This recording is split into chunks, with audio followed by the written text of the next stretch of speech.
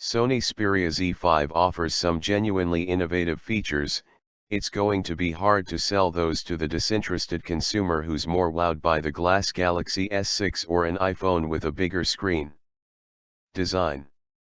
The design of the Xperia Z5 is still one that feels solid and powerful in the hand. The boxy design once again slimmed down to encase the 5.2-inch IPS Full HD LCD screen. The nylon corners are once again back, which slightly jars with the smooth exterior, but the protection they afford means they're a welcome addition for the clumsy. The screen still has the unsightly bezel that Sony is in love with, which add extra heft to the phone.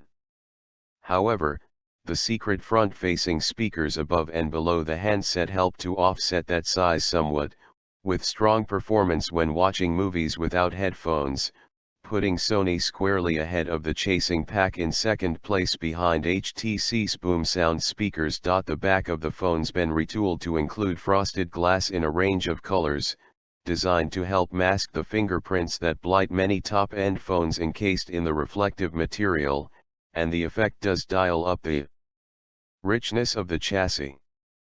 I'm still not a fan of the boxy design that Sony offers for its phones, but the overall look and feel is one of higher quality, the engraved Xperia logo adding to that effect.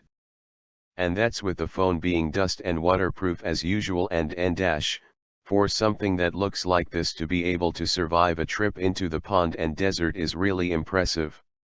Camera. The thing that most people will look at the Sony Xperia Z5 for is the camera.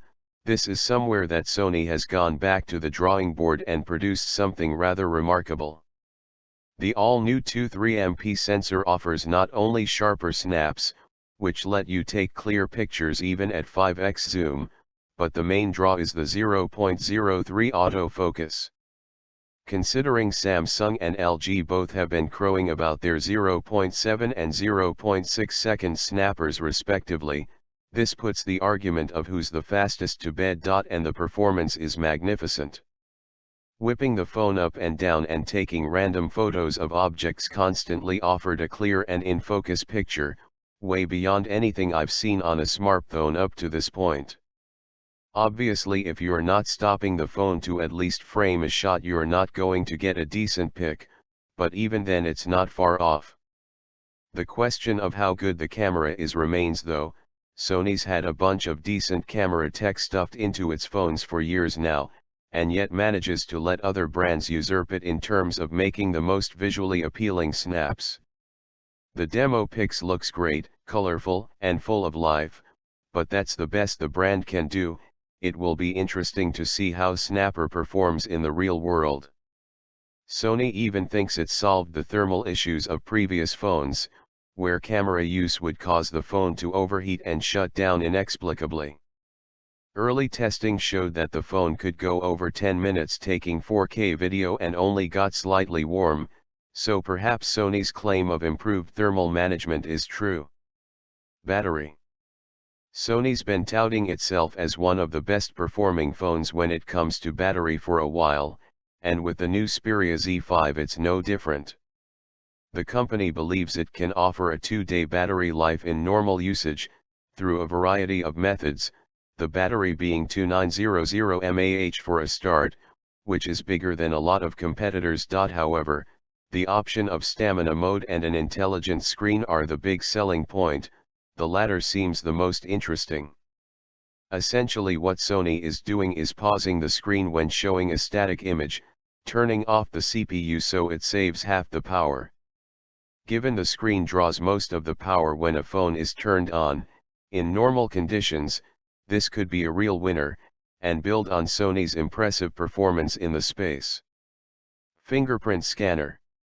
Sony's iconic round power button is gone. The side of phones and tablets has been adorned with the protrusion for years, but now the place is taken by a lozenge-shaped button, flush to the side of the phone. The reason for this is the addition of a fingerprint scanner, bringing the Xperia Z5 up to the level of the iPhone and Galaxy S6. While we couldn't test it fully, as it would have locked the demo units to our fingerprints, the demos we were shown were hugely impressive, merely tapping the power button to turn on the phone from sleep and then seeing it unlock instantly. The power button on all the units offered was oddly stiff and creaky though, which was strange as both the Xperia Z5 compact and premium models were smooth to press, so it was probably just pre-production issues. Sony doesn't seem to be offering anything amazing with the fingerprint scanner, but when Android Pay lands, users will be able to at least get a secure experience when going contactless with their phone. There are the usual Sony goodies on offer as well, with PS4 remote play and high residential audio on board, with the former likely to be decent thanks to the rich and clear display.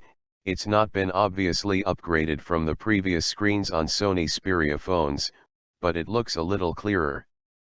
The high residential audio too hasn't been upgraded, but new headphones from Sony will allow you to have a better noise-cancelling experience while still offering decent sound from even normal MP3s. Early verdict. I really hope to see an amazing phone from Sony with the Xperia Z5. That's not to say what's on offer isn't impressive, the camera in particular is worth checking out, but I've seen this phone 6 times already. The same boxy design with post-20MP camera has been seen countless times, and while it gets slightly refined with each iteration, it's largely the same as the previous model.